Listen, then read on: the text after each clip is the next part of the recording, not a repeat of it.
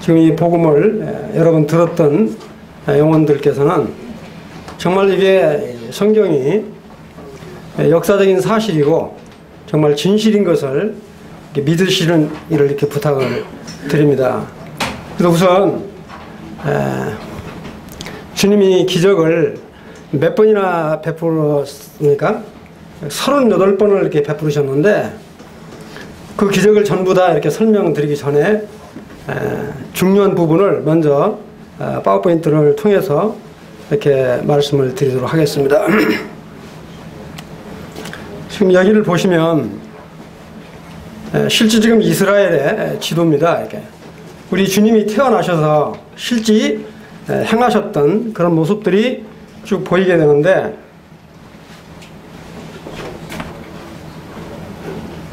잘 아시다시피 우리 주님이 이 땅에 오셔서 이 베들레헴에서 실제 이렇게 태어나셨죠. 청소년 시절 어디서 이렇게 생활하셨냐면 이 나사렛이라는 동네에서 이렇게 실제 청소년기를 보내셨고, 그 다음에 이제 공생에 이렇게 하실 때 실제 나사렛 갈릴리 바다를 중심으로 해서 여기서 실제 활동을 많이 이렇게 하셨을 뿐만 아니라 12제자를 거의 이 갈릴리 바다 이쪽에서 있을 때 이렇게 12제자를 했던, 이와 같은 걸 말씀드리는 이유는 뭐냐면 정말로 우리 주님이 이 땅에 오셨던 사실들이 옛날에 있었지만 지금도 동일하게 존재하고 있다는 사실을 말씀드리기 위해서 이걸 보여드리는 겁니다. 그 다음에 여기 보시면 예루살렘이 있고요. 예루살렘에서 주님이 많이 활동을 하셨습니다. 여기 보시면 놀라운 게 뭐냐면 갈람산이라고 하는 부분이 있는데 우리 주님이 기도하실 때 실제 갈람산에 가서 기도하셨던 그런 곳이고요. 이따가 보여드리겠지만 오늘 제가 이렇게 말씀을 시간 되는 대로 이렇게 말씀드리려고 하는 것은 요한복음 5장에 있는 이 말씀과 요한복음 9장에 있는 말씀을 증거를 하려고 그러는데, 요한복음 9장에 보면 이렇게 나면서부터 소경 자가 눈 뜨는 실로암 연못이 있죠. 실제 실로암 연못은 기온샘에서부터 터널을 뚫어가지고 이렇게 실로암 연못까지 연결된 장소가 뭐냐면 이 예루살렘 성 밖에서부터 있는 사진을 보여드리겠습니다. 그 다음에 이제 우리가 흔히 많이 듣는 물고기 2마리와 떡 5개로 5,000명이나 먹였던 그 사실이 어디서 있었냐 하면 이 디베랴 건너편에 실제 있던 이런 사실들을 지금 그때 당시나 지금이나 동일하게 존재한다라고 하는 사실을 보여드리기 위해서 이 지도를 지금 보여드리는 겁니다. 그 다음에 보시면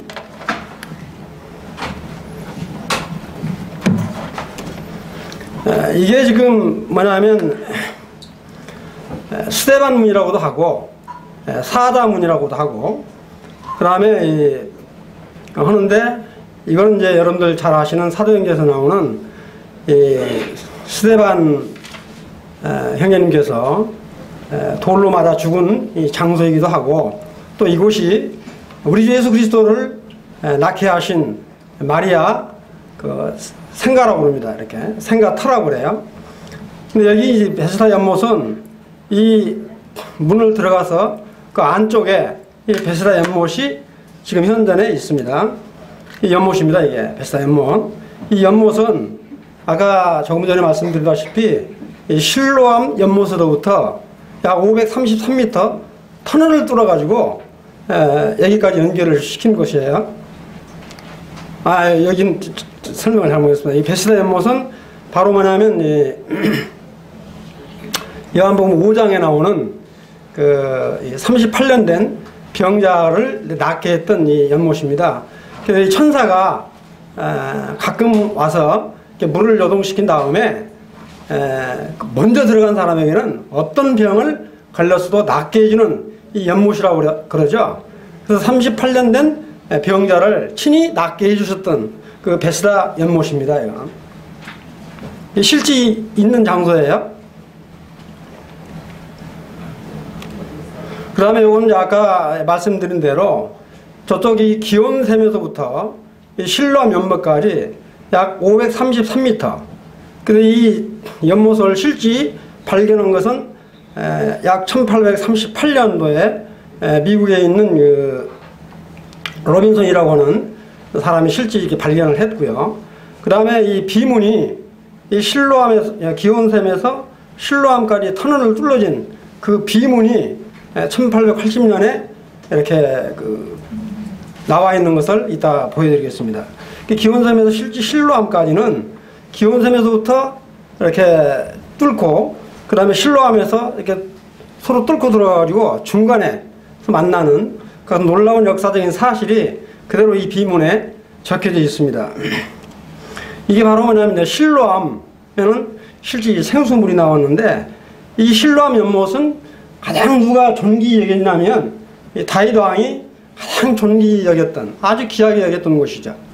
우리 열왕기상 1장 33절에서 34절까지 보면은 우리 다윗 왕이 이제 거의 나이 늙어서 솔로몬에게 왕위를 위임을 할 때 기름 부음을 받을 때 바로 이 기온샘까지 내려가서 받았던 아주 이 귀한 장소이기도 합니다. 그래서 이 기온샘에 이 터널이 지금 보이는데 여기서부터 시작을 해서 이 터널을 쭉 들어가서 나오는 곳이 바로 뭐냐면 여기가 이제 실로암 연못. 그러니까 이게 요한복음 9장에서 나오는 이렇게 나면서부터 소경된 자를 실제 실로암 연못에 가서 이렇게 눈을 씻고 치유를 받았던 곳이기도 합니다. 이게 약 1890년도에 실로암 연못에서 사진을 찍어 놓은 건데 실제 지금은 이렇게 조금 이제 좋게 단장을 해 놓은 곳입니다. 이와 같은 것을 말씀드리는 것은 아까도 말씀드렸지만 정말로 이와 같은 것이 성경에 나와 있는 것은 역사적인 사실일 뿐만 아니라 진리다, 진실이다. 특히 우리 중고등학교 학생들, 지금 복음을 계속 들었던 사람들이 긴가민가 하시는 분들은 정말로 이와 같은 사실들을 마음으로 확정을 하시고 정말 성도님들께서는 정말 나는 이와 같은 믿음을 가지고 지금까지 살아오셨는지 정말 앞으로 오실 주님에 대해서 나는 어떠한 믿음의 자로 나가시는지를 다짐하는 그런 시간이 됐으면 좋겠다. 아직 구원을 받지 못하신 분들은 정말 이와 같은 사실 앞에서 내가 어떠한 태도로 주님을 영접을 하실 것인지를 한번 이렇게 다짐을 해보는 그런 시간이 되기를 바랍니다. 바로 이게 뭐냐면 실로암에서부터 이렇게 이 기온샘에서부터 실로암까지 이렇게 터널을 뚫은 그 기념비를 이렇게 해놨는데 이게 지금 사진 나와 있는 것은 모조품이고 실제 비석은 박물관에다가 지금 전시를 해놨다고 그렇게 이야기를 합니다. 그 다음부터는 정말 우리가 말세하는 말을 많이 하고 있지 않습니까? 여기 보시면 우리 이 에덴 동산 천지 창조를 성경학자들은 언제로 잡고 있냐면 약 3761년 10월 6일로 창조 날짜를 잡고 있습니다. 그럼 지금이 2015년이니까 약 한 5776년이 되는데 거의 한 6000년 되죠.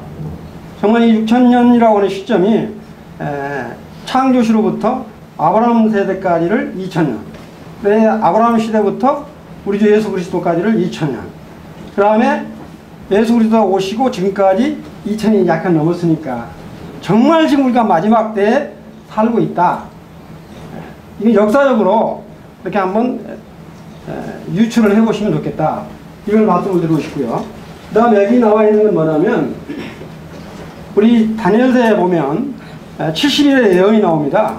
근데 바로 뭐냐면 이렇게 BC 444년에 이렇게 이 다니엘이 이렇게 예언을 받죠.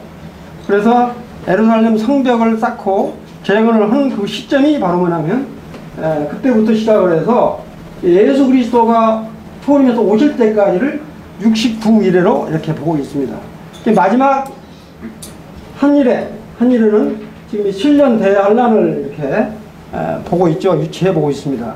이건 우리 세대주의 입장을 취하고 있는 모임에서는 이런 분별을 하고 있어요. 그래도 우리 주님이 지금 여기 보시면 공중재림을 여기다 이렇게 표시를 해놨는데 이건 뭐냐면 7년 대환란 전에 오신다라고 보는 거고요. 그 다음에 우리 주 예수 그리스도가 지상에 오시는 것은 바로 이와 같이 7년 대환란이 끝나는 시점에서 오신다. 이걸 도표로 해놓은 것입니다. 이와 같은 것은 정말 우리가 마지막 시대에, 지금 은혜의 시대에 살고 있다. 이거는 역사적으로 이렇게 한번 상기를 시켜주는 거니까 참고하시고요. 그 다음에 이제 사복음서에 이렇게 38가지의 기적이 나오는데, 여기 보시면 마태복음에서는 총 24건이 이렇게 발생을 합니다.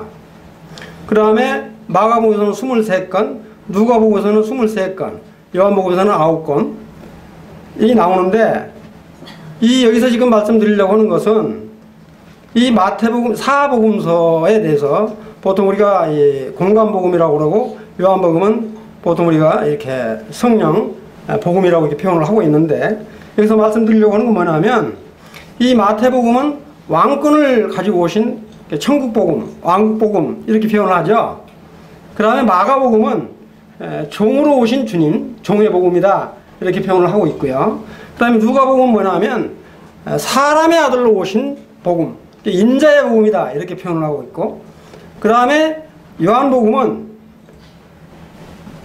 하나님의 아들로 오신 성령의 복음 이렇게 표현을 하고 있어요. 여기서 계시록 4장 7절이나 에스겔서 1장 10절에 보면 내 생물에 관한 이야기가 나오잖아요. 그래서 마태복음은 모든 이 동물 중에 왕으로 잡는 것을 사다라고 보잖아요.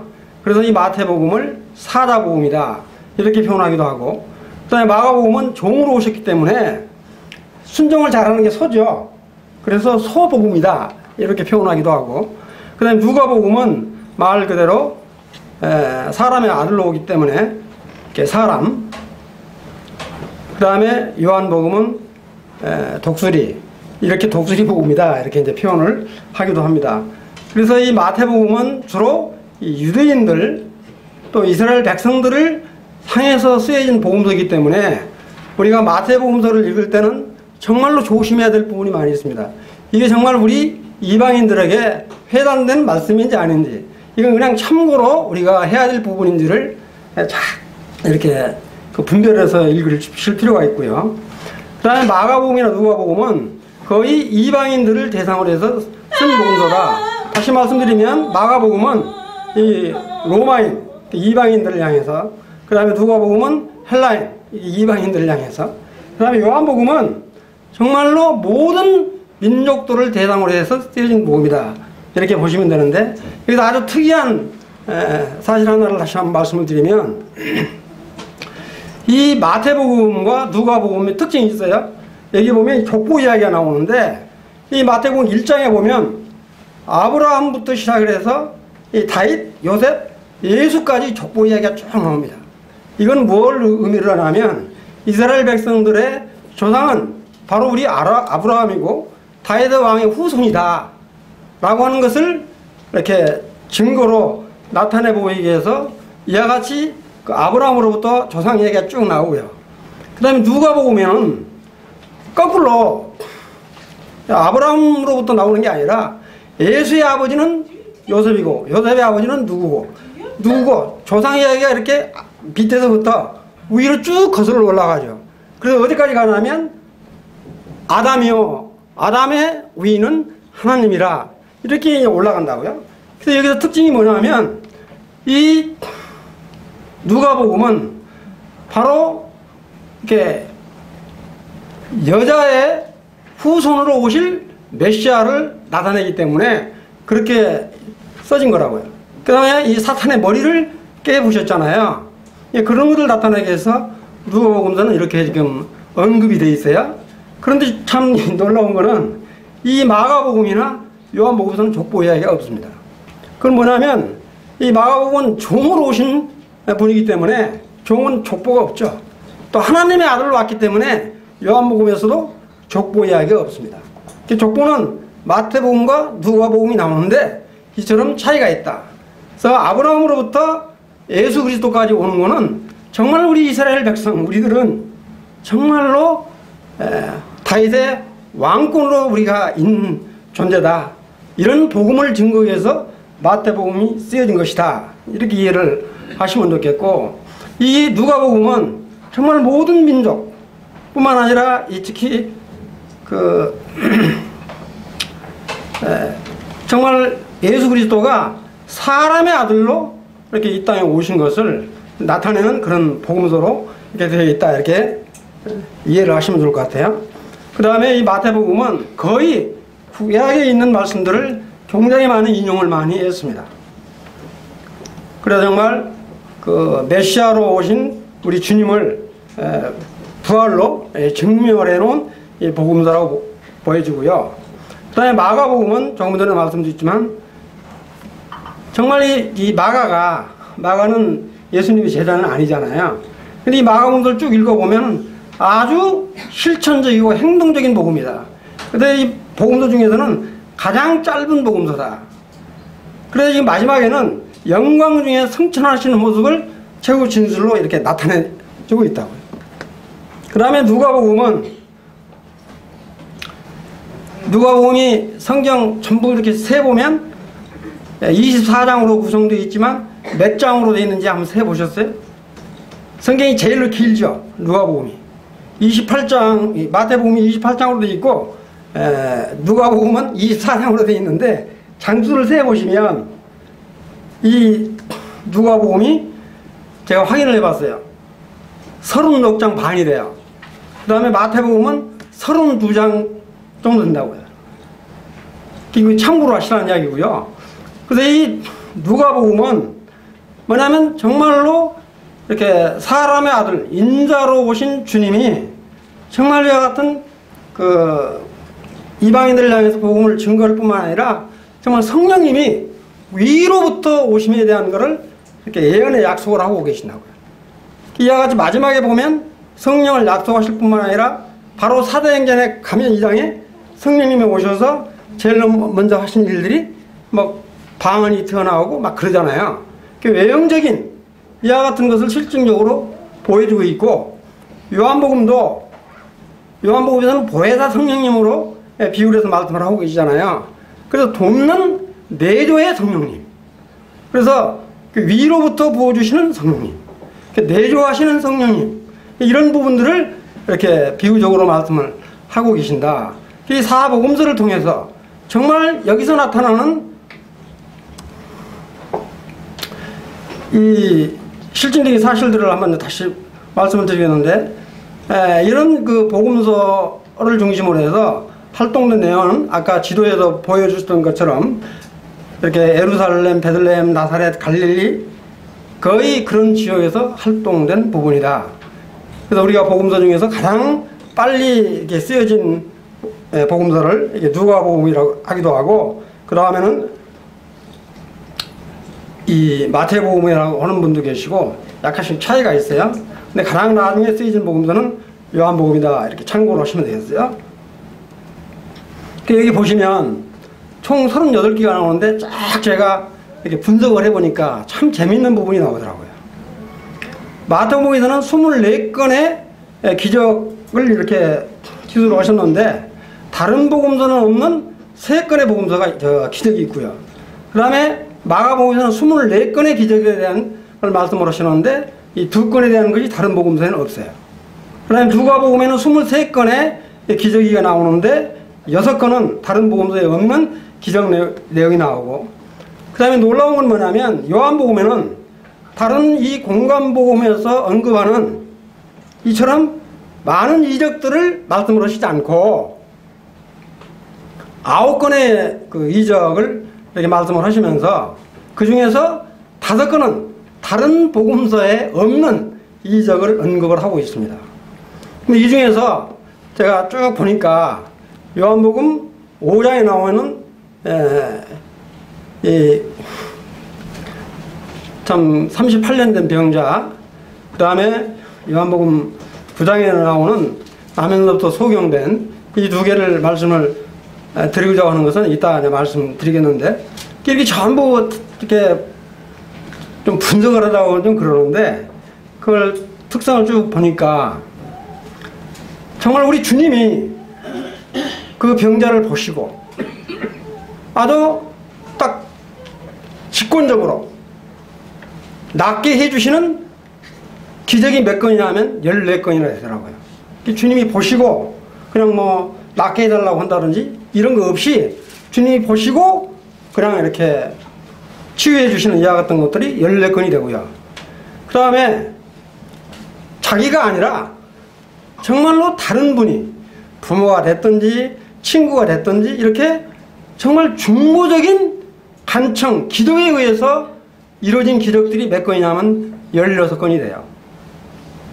여기 보시면 마지막에 써놨는데 16건이 된다고요. 그 다음에 본인이 간청을 해서 이루어진 기적은 6건밖에 안 돼요. 제가 이렇게 말씀드리려고 하는 건 뭐냐면 정말로 교회 가운데 이 중보적인 기도의 능력을 얼마나 하나님은 응답을 하시는가, 이거를 나타내 보여주기 위해서 제가 말씀을 드리는 겁니다. 그러니까 우리의 기도, 우리의 직접적인 기도도 중요하지만 정말 다른 사람을 위한 이 중보 기도가 얼마나 주님이 그 기도를 받으시는가, 이거는 이 기적을 통해서도 우리가 한번 볼 수 있다. 정말 우리 사랑하는 지금 우리 예은양도 있고 그다음에 봉재군도 있고 그러지만 정말 또 이 김용호 씨 이런 분들 계시지만 이런 분들을 위해서 정말 기도를 할 때 그 주님이 보여주신 그 능력이 지금은 안 나타나시겠냐, 그때 보여주신 능력이 지금은 안 나타나시겠냐, 저는 그렇게 믿지 않습니다. 이게 정말 우리가 중보 기도를 간절히 해야 되겠다, 이걸 말씀드리고 싶고요. 그 다음에 이제 쭉 여기 있는 38개를 전부 설명드릴 수는 없고 여기 있는 중요한 부분만 몇 가지 말씀을 드릴게요.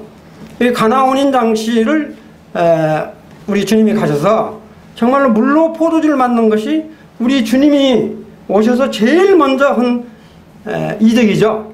주님은 이걸 통해서 우리가 알 수 있는 것만 하면 정말 주님은 말씀에 철저히 순종을 했을 때 주님이 이와 같은 능력을 나타내 보였을 뿐만 아니라 우리 주님은 가나안 혼인잔치라고 하는 것은 뭡니까? 정말 축복을 주기 위해서 오신 분이다, 정말 복을 주기 위해서 오신 분이다 하는 것을 실증적으로 나타내 보이는 것이다. 저는 그렇게 분별이 돼요. 그 다음에 이제 쭉 보시면 뭐 귀신을 쫓아낸 거, 그 다음에 뭐 이 물고기를 가득 잡게 하신 거, 그 다음에 중풍병자를 고치신 거, 이런 것들을 보면 정말 이 중풍병자 같은 경우에는 타인이 이렇게 간구를 해서 이렇게 치유해 주시는 그런 사건들이 있습니다.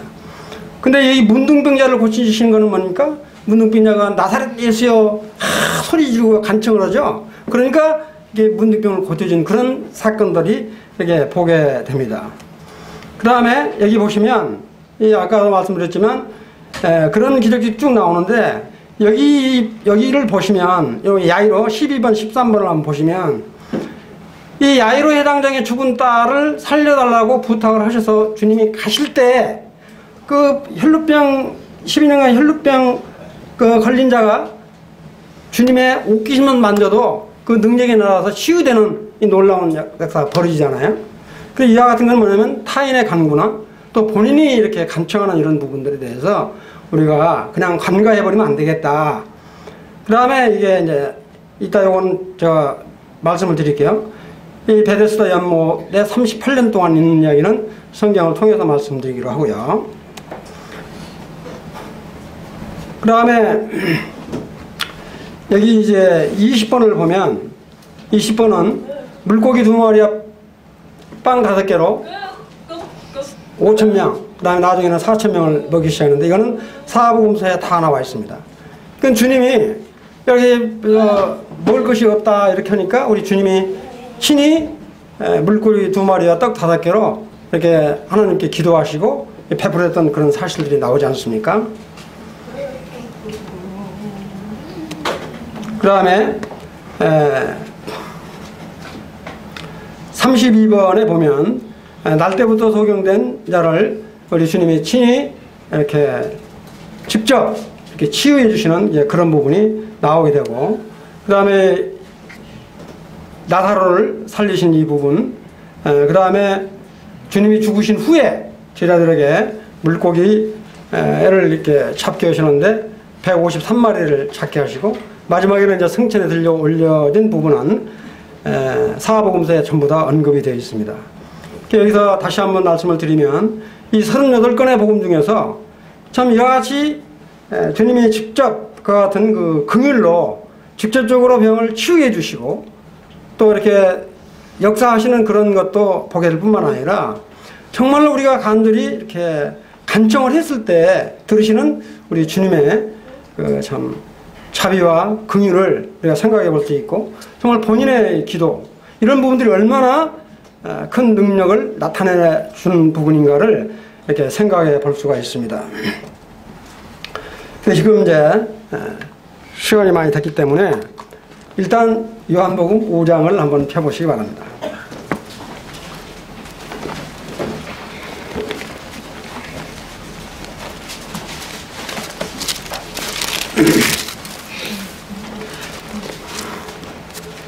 이 요한복음 5장에 보면 참 놀라운 게 뭐냐면,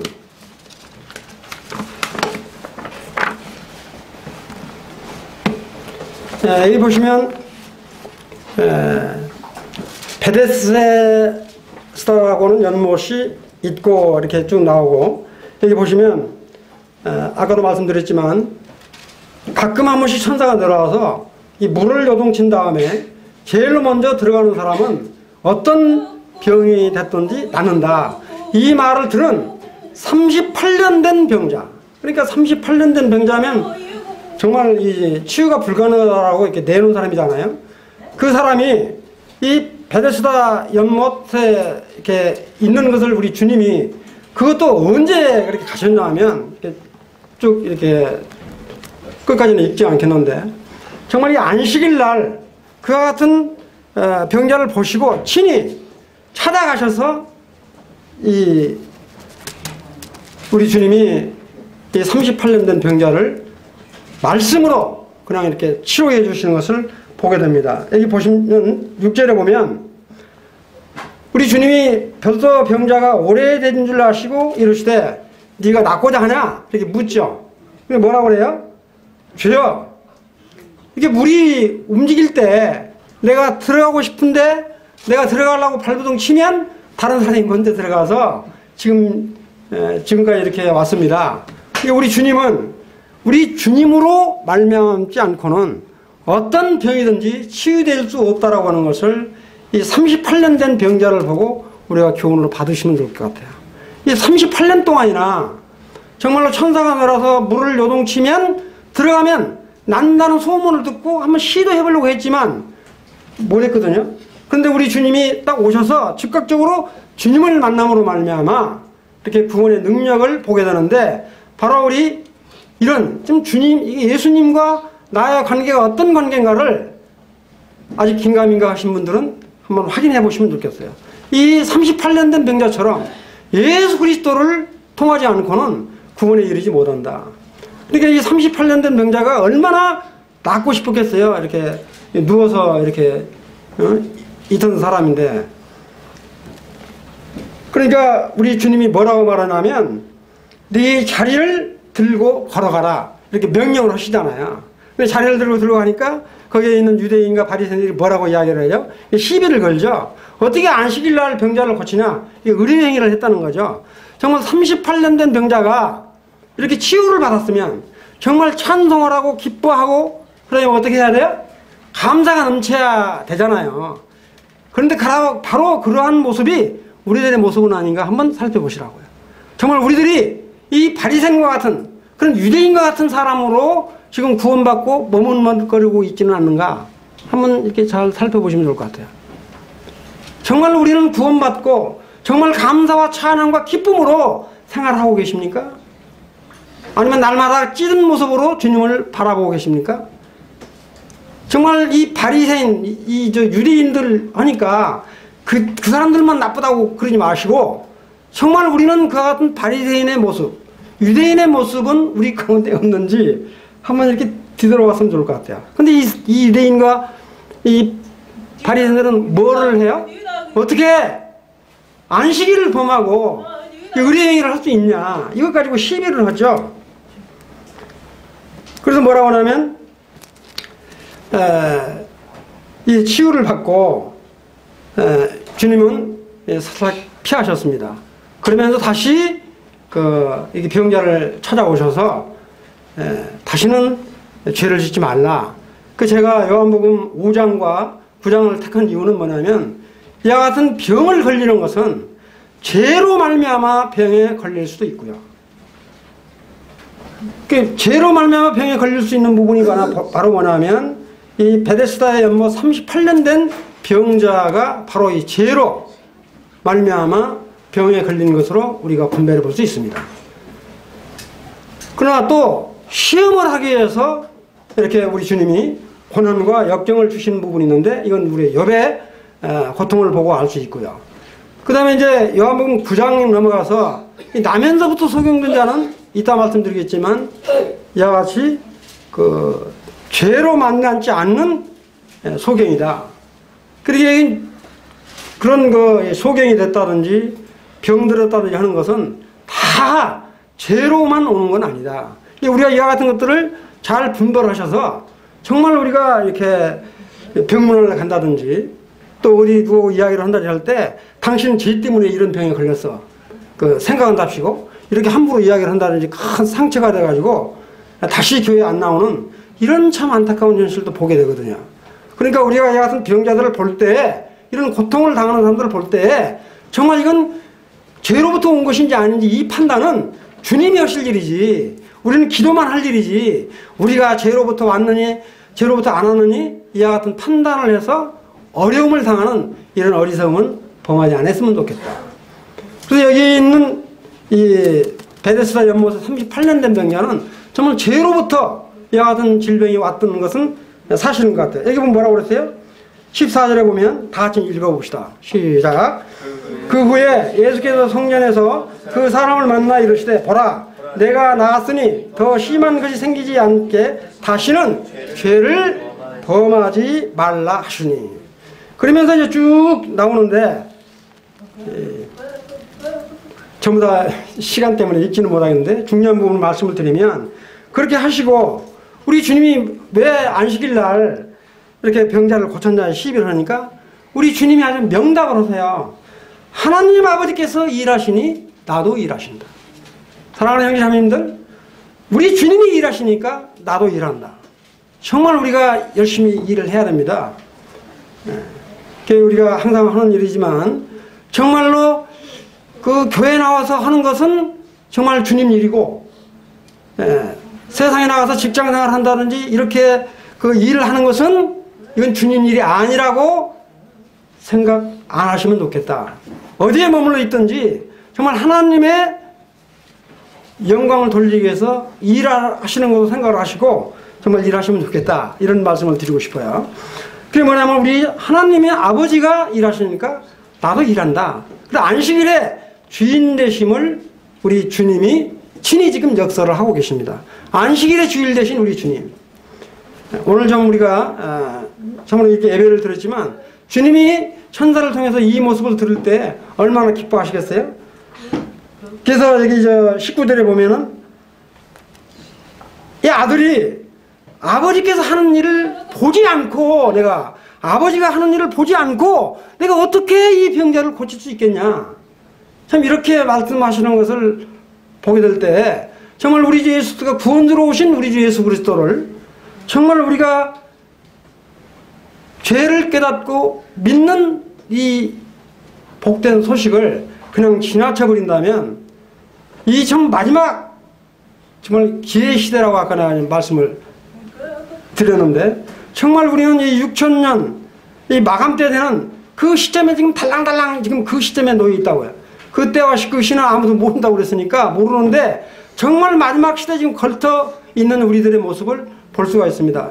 천지의 징조를 보게 되면 그렇습니다. 마태복음서 24장에 있는 것들을 쭉 보면 그 같은 사실들을 볼 수 있는데, 그리고 우리 주님은 또 뭐라고 말씀하시냐면 정말 나는 심판주로 왔다. 그래서 하나님 아버지께서 심판을 하시지 않고 이 심판의 권한을 나한테 이임받았다. 내가 이임받아서 여하튼 심판을 권한을 내가 곧 하겠다. 이렇게 지금 말씀을 하고 계시는데, 어디에 나오는 22절에 보시면 그런 말씀 있잖아요. 아버지께서 아무도 심판하지 아니하시고 심판을 다들에게 맡기셨다. 이렇게 지금 말씀을 하고 계시고, 그 다음에 25절은 우리가 가장 많이, 24절은 가장 많이 우리가 이렇게 복음 전할 때 이렇게 들리는 말씀이잖아요. 진실로 진실로 너에게 이르노니 내 말을 듣고 또 나 보내신 이를 믿는 자는 영생을 이미 얻었고, 그 다음에 뭐냐면 심판에 이르지 아니하나니 사망에서 생명으로 옮겼다. 이 복음은 아마 이렇게 구원 받은 우리 성도님들께서는 다 암송을 하고 계실 거라고 생각이 돼요. 이와 같은 참 능력 있는 말씀을 이렇게 하시면서 쭉 지금 언급이 나오는데, 여기서 뭐 어떤 말씀을 하시냐면, 이 바리새인들한테 자꾸 이게 이제 그 안식일 병 고치는 걸 시비를 하니까 뭐라고 이 말씀을 하시냐면, 너희들이 모세가 이게 그 침례 요한이 나를 증거를 했다. 침례 요한이 나를 증거를 했을 뿐만 아니라 성경이 나를 증거를 했다. 더군다나 모세의 율법을 가장 잘 아는 너희들이 모세에 쓰여진 율법대로 오신 메시아를 부인하고 있는 너희들, 내가 너희들을 고소하는 게 아니라 모세가 너희들을 고소할 것이다. 이런 말씀이 지금 44절에 보면 나와요. 그러니까 이와 같은 이 기적을 통해서 실제 이 성경에서 이루어지는 이 역사적인 사실들을 우리가 깨닫게 됩니다. 실제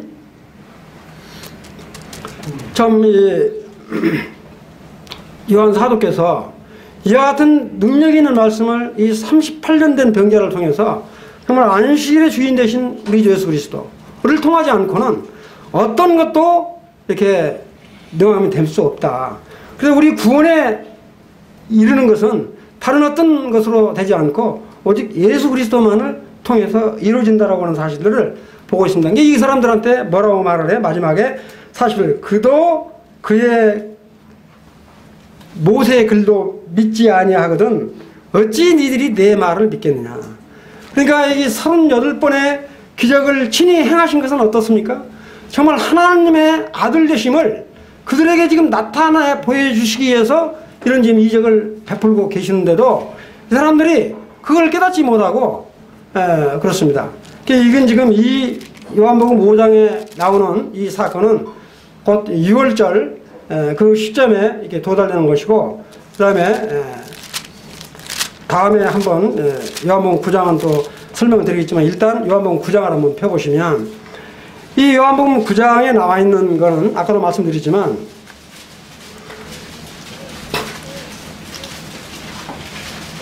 우리 주님이 뭐라고 말씀하시냐면, 지금 여기는 아마 갈람산 그 요한복음 7장에 보면 이 장막, 그러니까 우리가 보통 말하는 이 장막절 그때쯤 이렇게 무렵으로 돼요.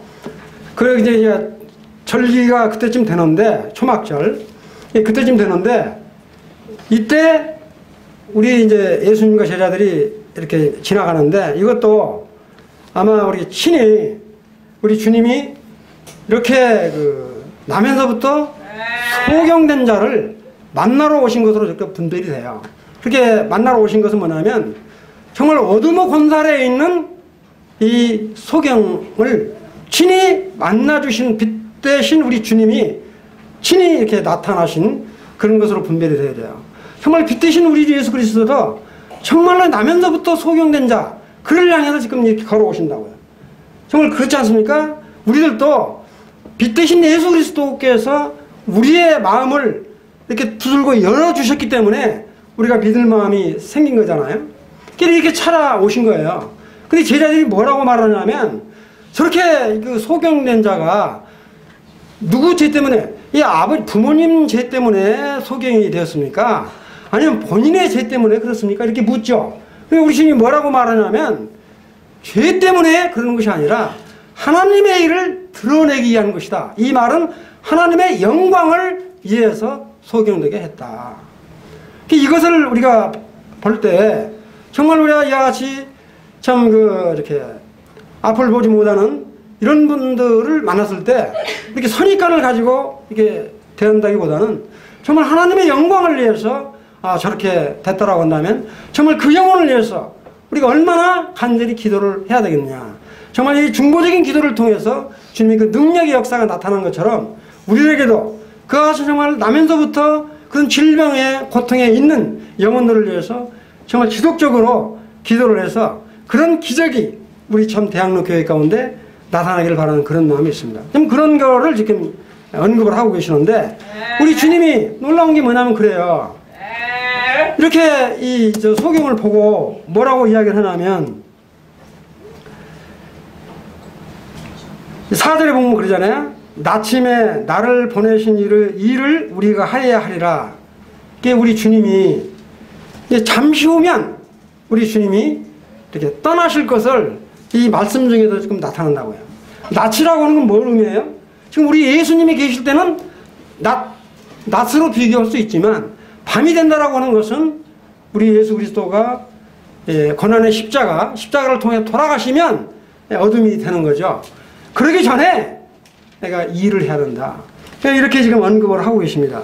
그러면서 뭐라고 하냐면 우리 주님이 참 이거 참 놀라워요. 아까 38년 된 병자를 그냥 네 자리를 들고 걸어가라 이렇게 하는 것처럼 이 나면서부터 소경된 자를 향해서 야 볼지어다 이렇게 딱 뜨게 해버렸으면 얼마나 좋아요.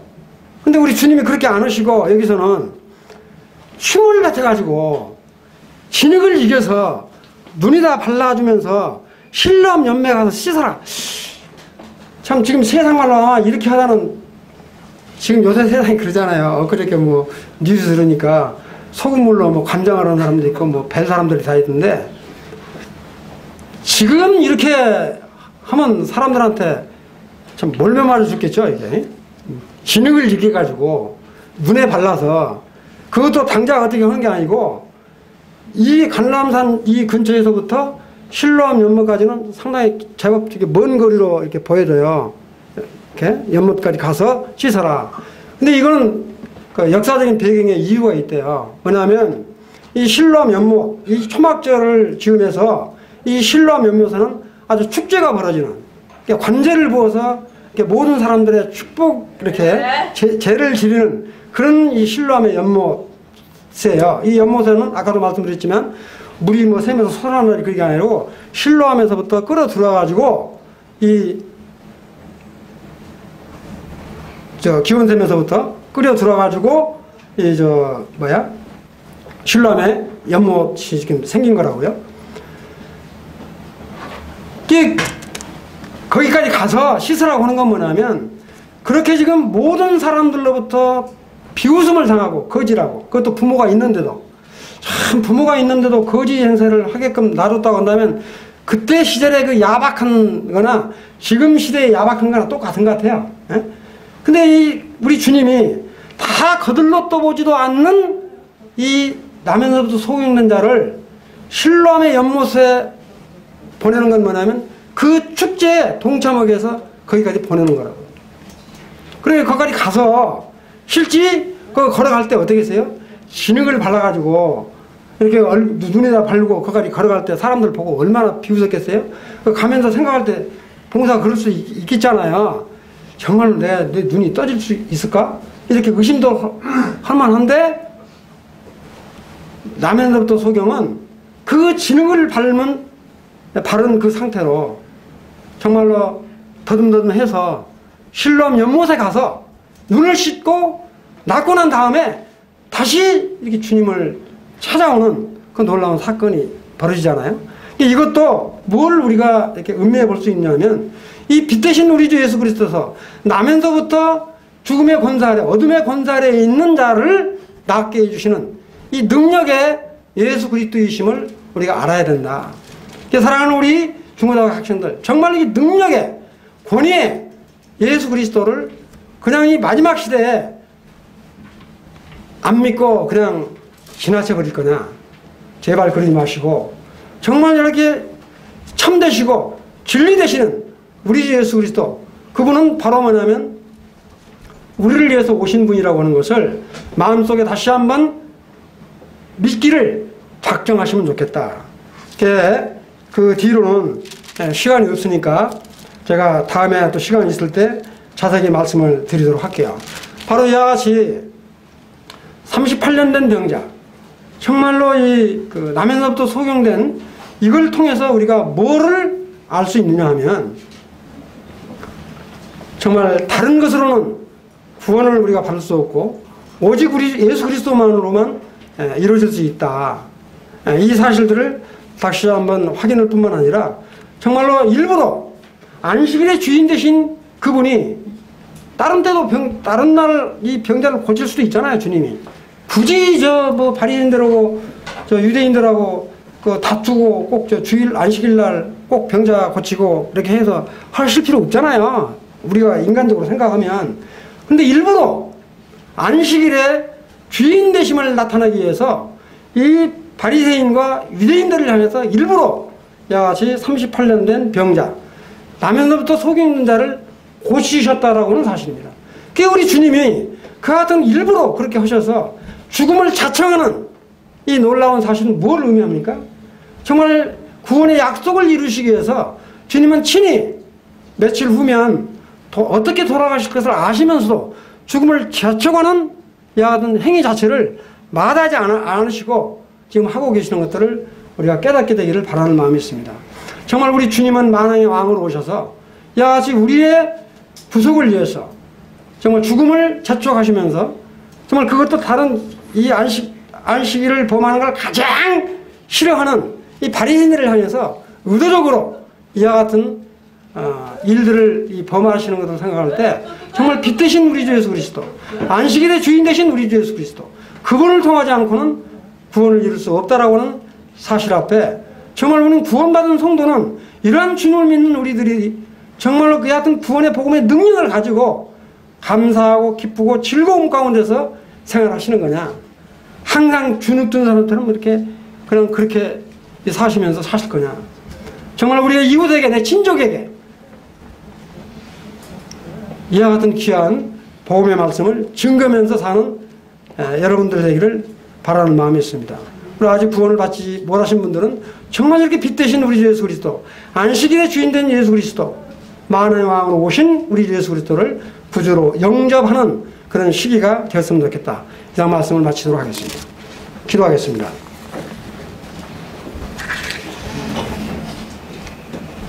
사랑이 많으신 하나님 아버지, 빛 되신 우리 주 예수 그리스도에서 안식일의 주인 되신 우리 주님, 베데스다 연못에 38년 동안이나 좀 누워 연못이 진동하여 들어가면 병이 나을 거라는 소문으로 지냈던 그에게 친히 우리 주님이 나타나셔 말씀으로 치유해 주셨고, 나면서부터 소경된 자에게는 빛 되신 우리 주 예수 그리스도 친히 그를 만나심으로 말미암아 눈먼 자를 눈뜨게 하셨던 그 능력의 우리 주님을 다시 한번 보게 됩니다. 안식일의 주인 되시고 어둠의 권세를 이기신 우리 주님, 정말 우리들에게 이와 같이 구원해 주러 오신 우리 주님, 만왕의 왕 되시고 좀 주인 되신 우리 주님을 입술로 고백하며 주님과 함께 산 삶을 통해서 구원의 복음의 능력을 나타내신 것을 생각할 때 진실로 감사를 드립니다. 아직도 참 구원의 복음을 깨닫지 못하고 구원받지 못한 영혼들에게는 구원받을 수 있는 시간으로 삼아주시기를 원하옵고, 믿는 저희들이 이 같은 믿음을 더욱 확증케 하시고 다짐케 하시옵소서. 감사를 드릴 때 우리 예수 그리스도의 이름으로 기도합나이다. 아멘.